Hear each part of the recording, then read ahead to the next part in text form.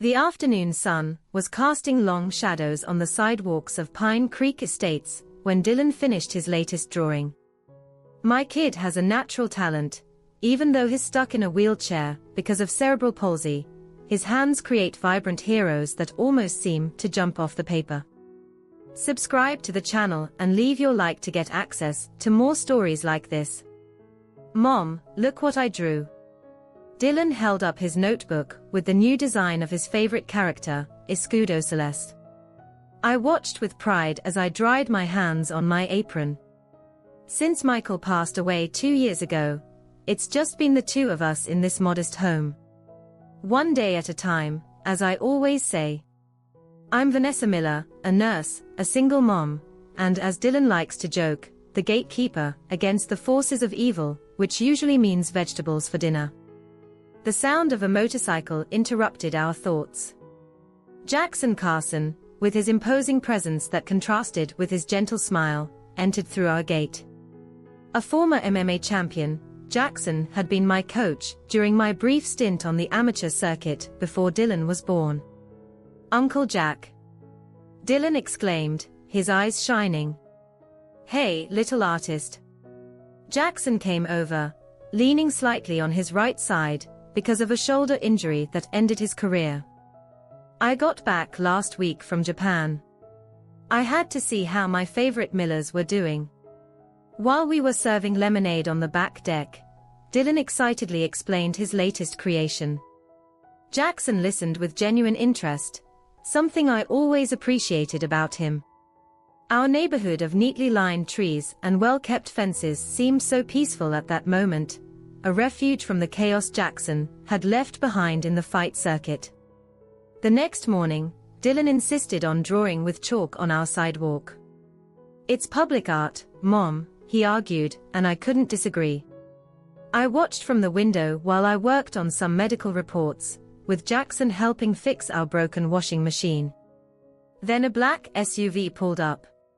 2 men got out wearing identical polo shirts. One was bald with aviator glasses, and the other was bulky with a neatly trimmed beard. Something about the way they approached my son made me drop my laptop. Hey, kid, I heard the bald man say as he opened the door. You can't do that. You're blocking public passage. Dylan looked confused. I'm just drawing.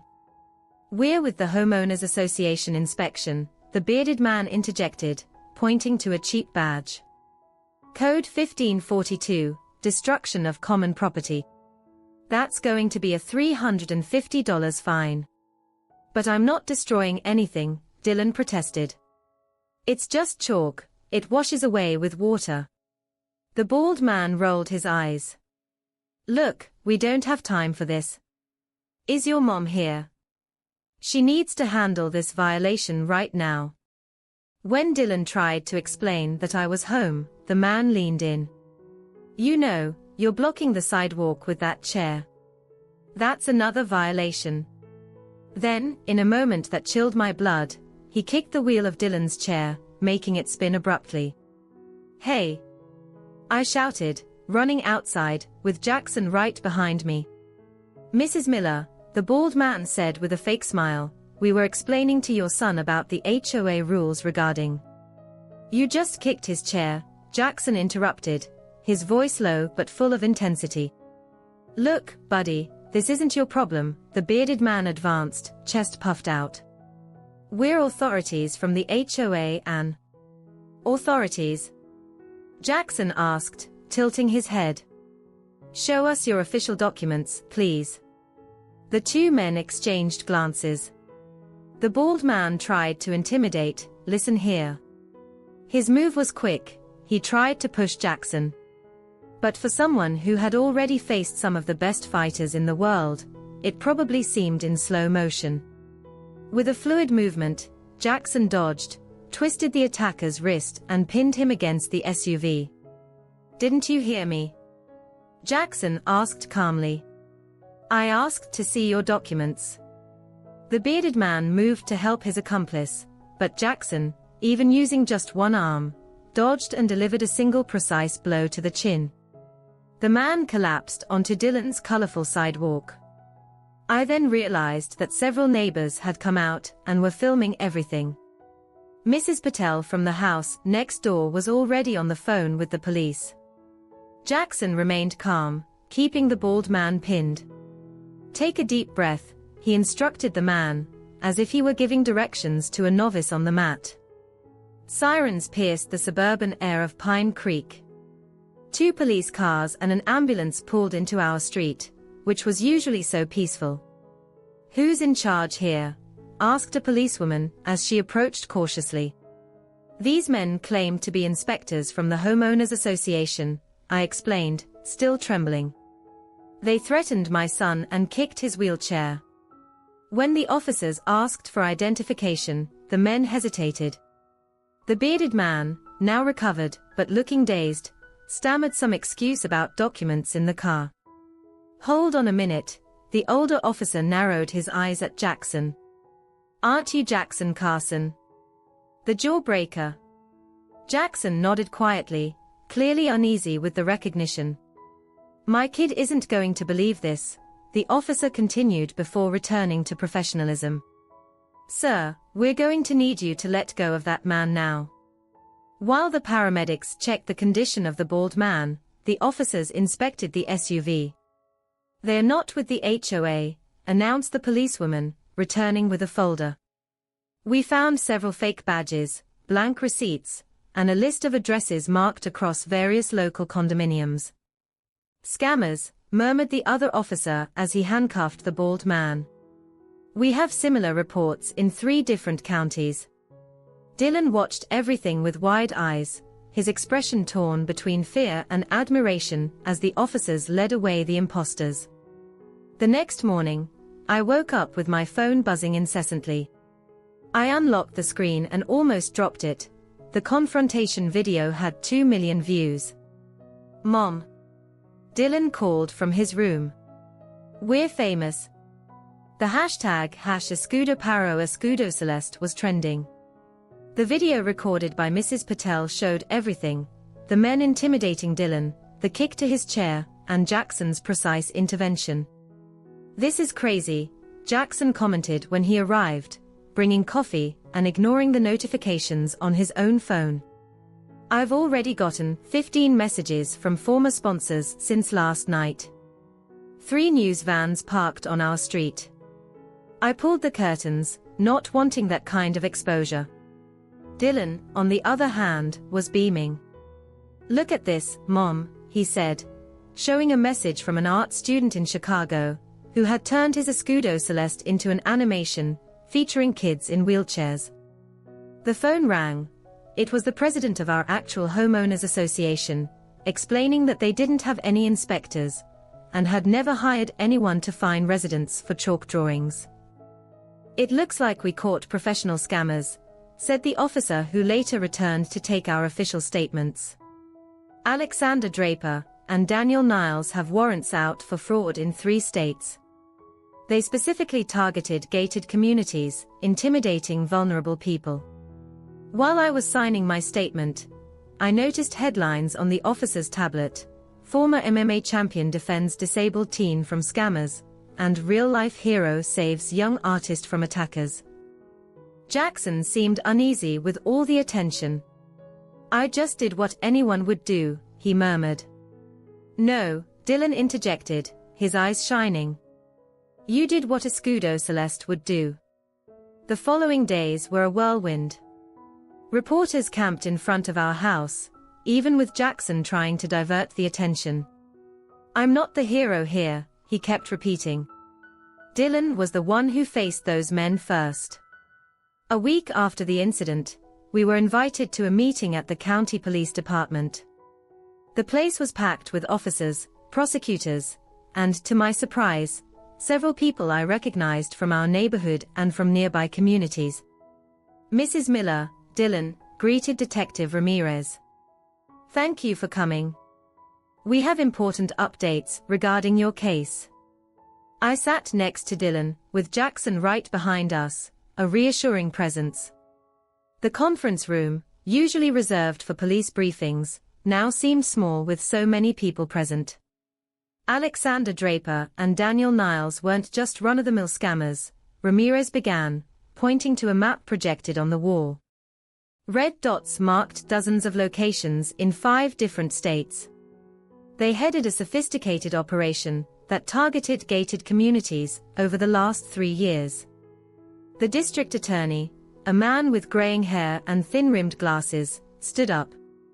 Thanks to the video of the incident with your son and the evidence found in the vehicle, we were able to link these individuals to more than 200 documented cases of extortion. An elderly lady sitting in the front row raised her hand shakily. They charged me $750 because my daffodils were invading the community lawn. I sold my family jewels to pay. I thought they were legitimate. Other stories emerged. An immigrant couple fined for preparing ethnic foods, whose smell supposedly devalued the properties. A single mom threatened with eviction because her autistic son made excessive noise. They all paid, scared, embarrassed, alone until now. How did they manage to operate for so long? I asked, feeling anger growing inside me. They took advantage of the lack of communication between legitimate homeowner associations and residents, explained the attorney. Many people don't know their rights, or the actual limits of HOA authority.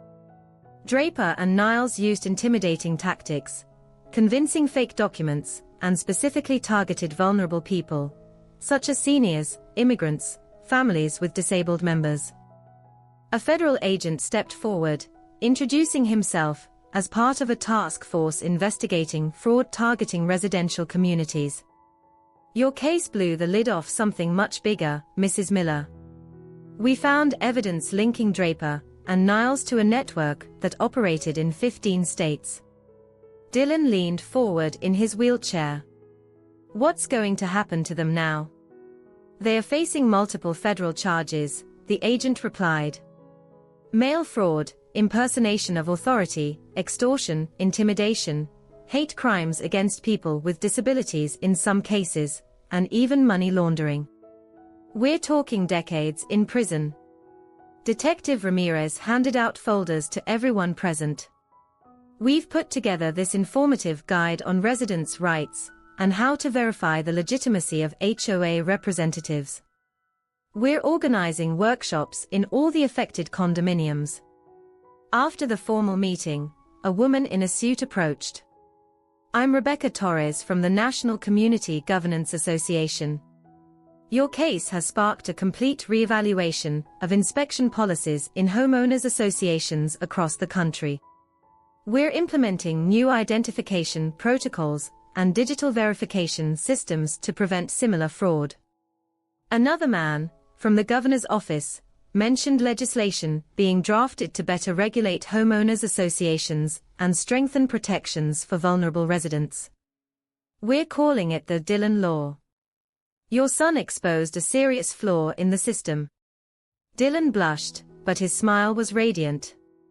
In the parking lot, we found more people waiting, residents from Pine Creek and other neighborhoods. An elderly lady approached Dylan and took his hand. Those men took my monthly pension. I was ashamed to tell anyone. Thank you for your courage, dear. A gentleman with a cane shook my hand firmly. My wife has Alzheimer's. They said the colors of our house were disrupting the aesthetic harmony of the neighborhood. They covered her window with black, saying we needed to repaint everything.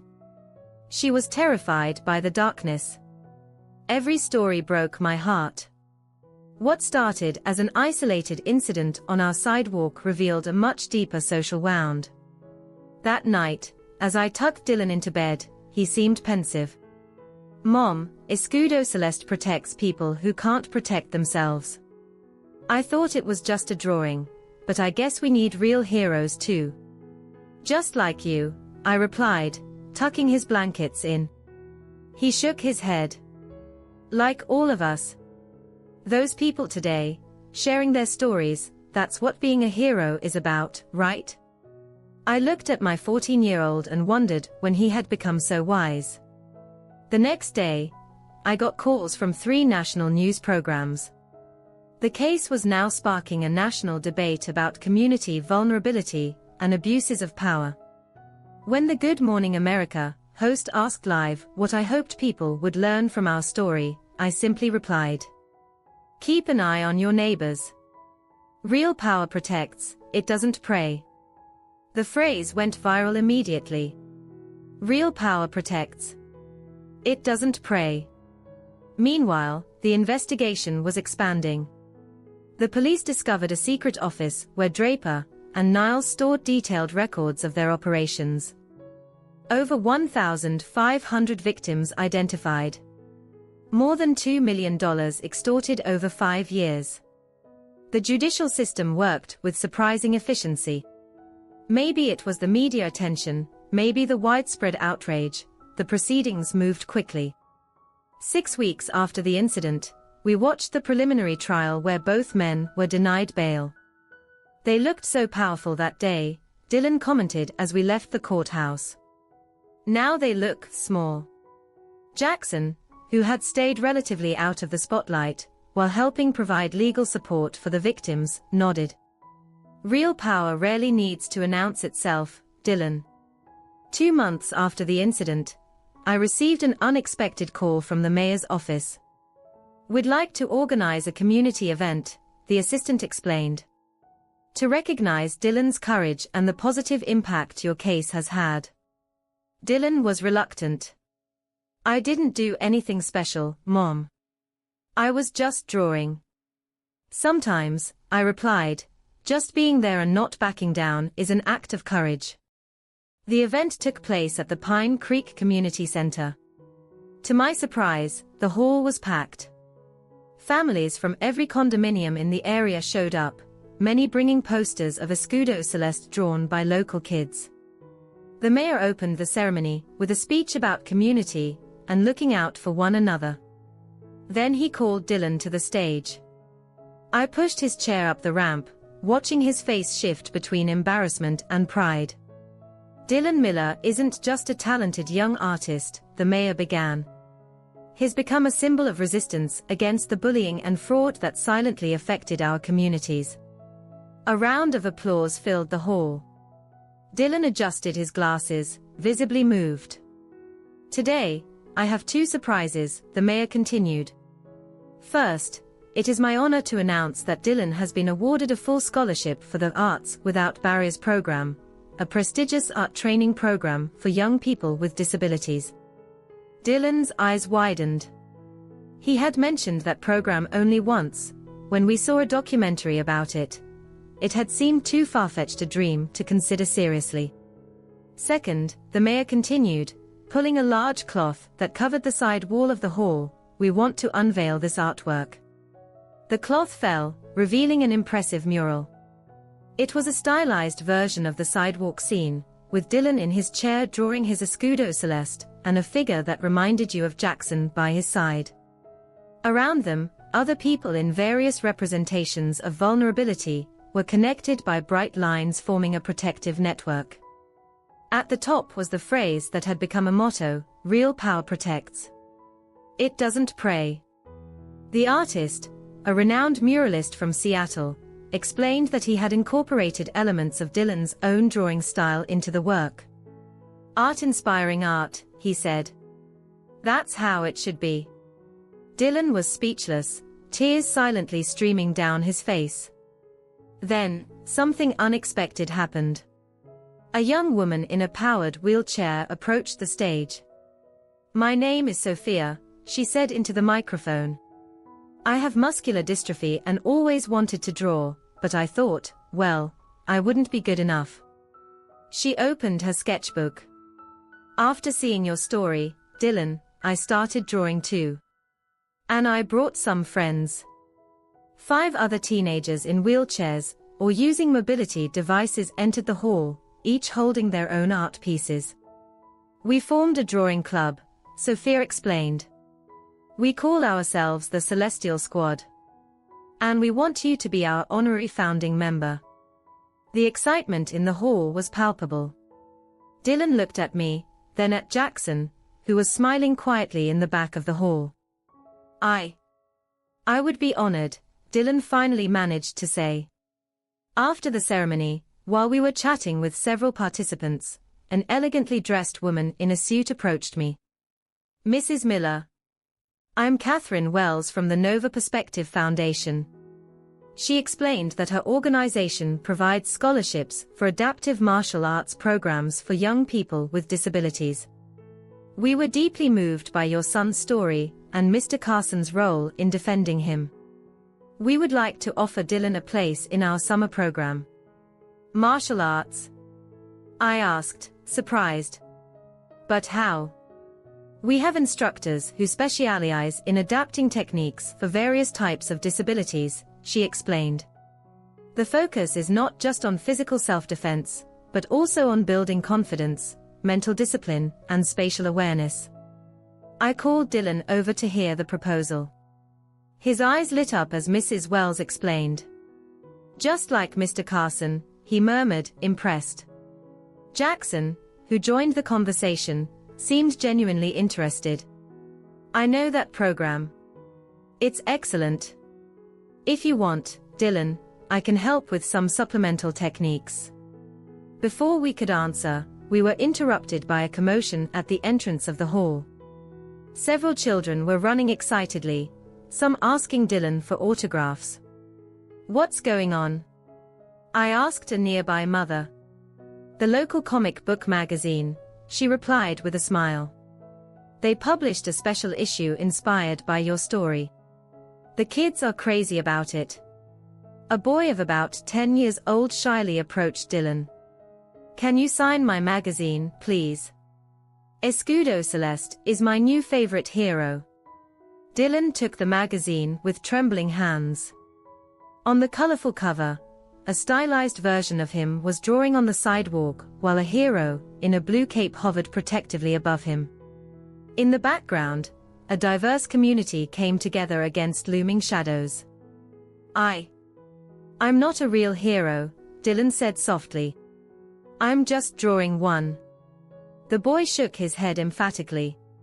My mom says that heroes are people who show others how to be brave. You did that. I watched my son signing that magazine, his first autograph, and I thought about how life takes unexpected turns. An ordinary afternoon on our sidewalk had turned into a movement that now inspired others. Jackson approached quietly. His handling fame better than I ever did, he commented with a smile. Because he understands what really matters, I replied. It's not about him. It's about what he represents to others. As the sun set on that special day, Dylan received another gift. A bound collection of letters and drawings sent by children and adults with disabilities from all over the country. On the first page, written in colorful letters. To the real Escudo Celeste, who showed us that our voice matters. With the arrival of autumn, Pine Creek Estates was no longer the same place. The mural at the community center was just the first of many. Local artists and those from nearby towns began asking for permission to paint messages of inclusion and community watchfulness in public spaces. On a cool Saturday morning, Dylan and I watched as the old gray wall of the local supermarket transformed, now covered with a vibrant depiction of a watchful community. Stylized figures of all kinds, including people in wheelchairs, seniors and children, forming a protective chain around the neighborhood. It feels like we're living right inside one of my drawings, Dylan remarked, adjusting his scarf against the breeze. A van parked nearby and dozens of teenagers got out, many wearing blue t-shirts with the Escudo Celeste emblem. The art mentorship program that Dylan had helped start was in full swing, connecting young artists with disabilities to established professionals. Dylan, called Sophia, maneuvering her motorized chair in our direction. I brought the final proofs for approval. She handed Dylan a sample of the program's official t-shirt. The design, created collaboratively by the Celestial Squad, showed several young people with different abilities united under a stylized shield. Below it, the phrase that had become a mantra, "Real power protects, it doesn't prey." It's perfect, Dylan approved. "We already have over 200 orders," Sophia reported proudly. "All the profits will go to the Accessibility Fund for local schools." What began as a response to that specific incident had turned into something bigger. The t-shirts were now sold in stores all over the state, with rotating designs created by members of the Celestial Squad. Part of the profits went to organizations fighting fraud against vulnerable populations, while another portion funded inclusive art programs. Watching the teenagers organizing for the community painting session, I realized how much the social dynamics had changed. Before, we barely knew our neighbors. Now, names and faces had become familiar. Community watch groups had formed, not the paranoid kind, but ones based on genuine connection and mutual protection.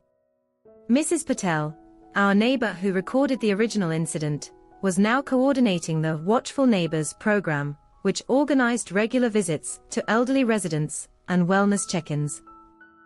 Mr. Rodriguez, 3 houses down from us, started monthly block dinners where residents could discuss concerns and share resources.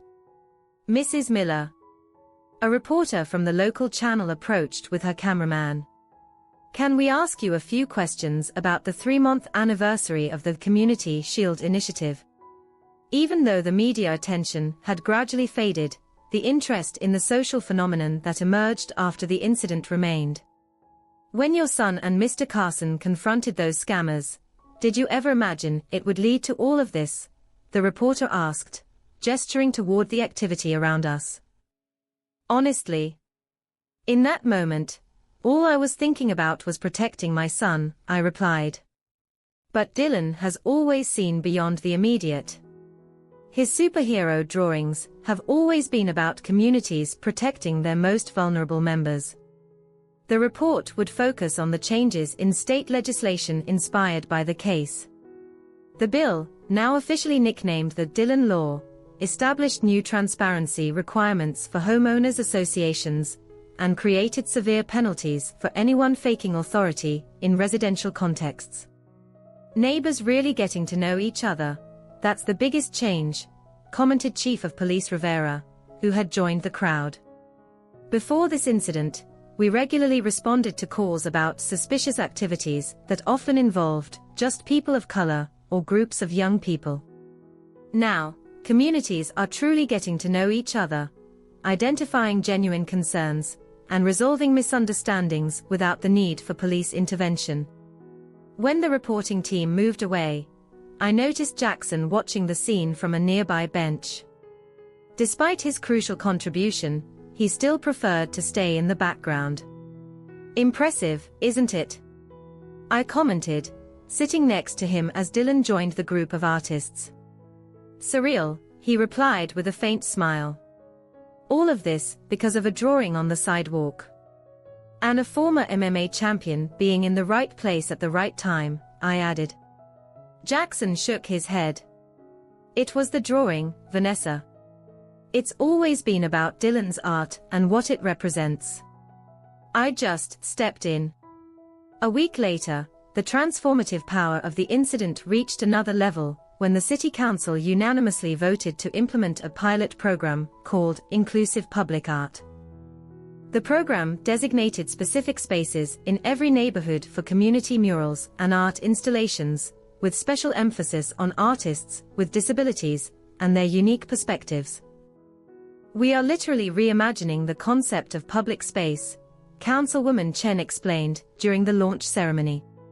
"And it all started with a teenager drawing superheroes on a sidewalk."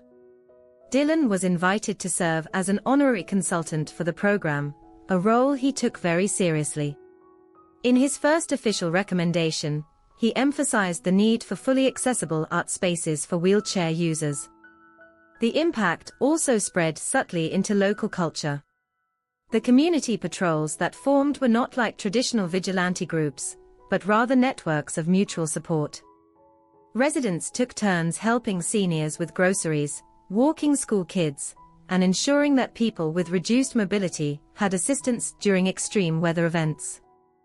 One afternoon, while Dylan was attending his weekly adaptive martial arts class, a program that now had a permanent branch at our community center thanks to the Nova Perspective Foundation, I ran into Mrs. Chen, who had recently lost her husband, sitting alone in the lobby. Before the incident with Dylan, she shared, "I went 3 weeks without talking to anyone after Robert's funeral. No one checked on me. Now, I have neighbors knocking on my door every day, not out of obligation, but genuine concern. At home, I carefully kept the new edition of the local comic magazine." The character inspired by Dylan, a young artist in a wheelchair whose drawings come to life to protect his community, had become extremely popular. In the latest issue, the hero faced villains who fed on social isolation and fear, defeating them by strengthening community connections. The editor had sent Dylan a framed copy of the cover, with a note. "You wrote this story long before we drew the first page." 6 months after the incident, on a spring afternoon that reminded me of that fateful day, I watched Dylan working on his new project at the living room table. His lines had evolved, a result of weekly classes with professional mentors and constant practice. "It's almost done," he announced, adding the final touches to the drawing. I moved closer to see the finished work, a new character called Mandibular da Justica, clearly inspired by Jackson. In the illustration, the hero didn't use his fists to fight, but rather created protective fields around vulnerable figures. "You think he'll like it?" Dylan asked, uncertainly. "I'm sure he will," I replied, admiring the meticulous details. Jackson had finally embraced life's circumstances and accepted his new role in the community. After months of informally helping with the adaptive martial arts program, he decided to turn it into something permanent. With the support of his former sponsors, and using his renewed positive visibility, Jackson had acquired a vacant commercial space in downtown. The Horizon Adaptive Training Center was set to open next month, offering personalized programs for young people with various disabilities. His philosophy, as Jackson explained to anyone who would listen, wasn't about overcoming limitations, but about discovering unique strengths. "Everybody has its own wisdom," he said during promotional interviews, surprising those who expected motivational cliches from a former fighter. "We're not fixing anyone. We're finding individual paths to connection, confidence, and personal power." The opening was set to coincide with the first anniversary of the Pine Creek Community Arts Festival, an event that sprang directly from the post-incident initiatives. Dylan had been named the curator of the youth arts section, a responsibility he embraced with heartfelt seriousness. "You know what's funny, Mom?" Dylan remarked as we organized his portfolio for the exhibition. "I never imagined that drawing on the sidewalk would change so many lives. Including ours," I added. "In the past few months, my own life had transformed in unexpected ways. Inspired by community activism, I went back to school and was completing a specialization in health policies for vulnerable populations. The hospital where I worked offered me a position as an accessibility coordinator, recognizing the value of my personal and professional experience. Even more surprisingly, I found my voice as an advocate for inclusive policies. After several interviews and lectures, I received invitations to speak at state conferences about the power of community organization to protect vulnerable members. The phone rang.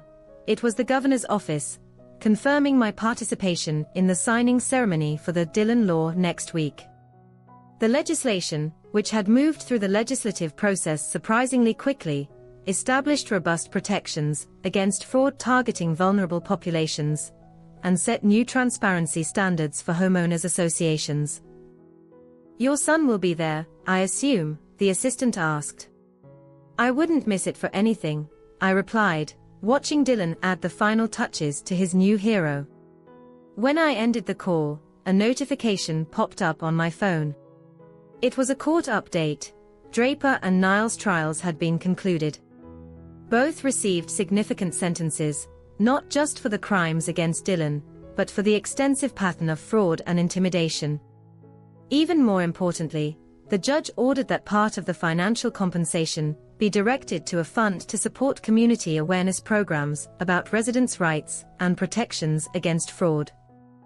The next day, during the monthly community dinner that now regularly took place on the street closed off for the event, I observed the transformation that had come from that moment of confrontation.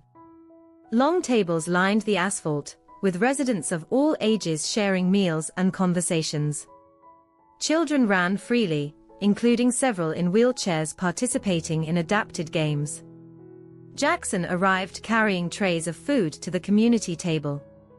He had become an integral part of the neighborhood, finally accepting the permanence he had long avoided after his fighting career. "How's our resident artist doing?" he asked, approaching Dylan. "I finished his portrait," Dylan answered, handing over the framed drawing of Mandibular da Justica. Jackson examined the work with genuine amazement. "Dylan, this is incredible. The anatomy, the proportions, you've progressed amazingly. Look at the details," I encouraged.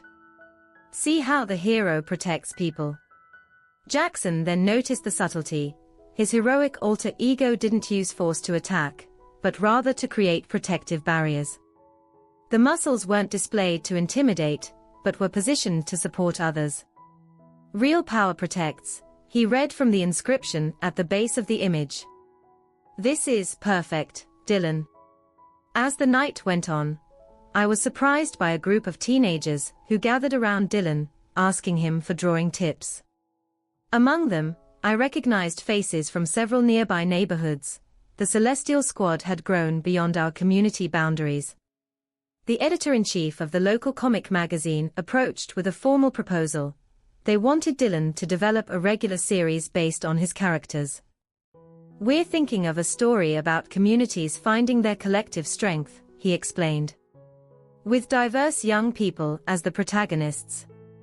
Dylan seemed both excited and overwhelmed by the opportunity. "Can I really do this?" "You've been doing it for months already," the editor smiled. "We're just putting it on paper." Later that night, as I helped Dylan get ready for bed, he seemed thoughtful. "Are you okay?" I asked, arranging his bedtime medications. "I was thinking about Escudo Celeste," he replied. "At first, I drew him as a lone hero saving people. Now I realize that isn't realistic." "What do you mean?" "Real heroes don't act alone," he explained. "They build networks, communities. Like Jackson did. Like you did. Like all of us." I smiled, recognizing the wisdom of my 14-year-old that never ceased to amaze me. On the wall of his room, next to posters of famous superheroes, there now hung a frame containing the first page of the state registry with the headline, "Dylan Law Approved. A New Era for Community Protection." Beside it, a photograph of our neighborhood during the last festival, with hundreds of people gathered, many wearing t-shirts with the Escudo Celeste emblem. At the community center, the mural continued to draw visitors from nearby towns. Some schools organized field trips so that students could learn about the story behind the art.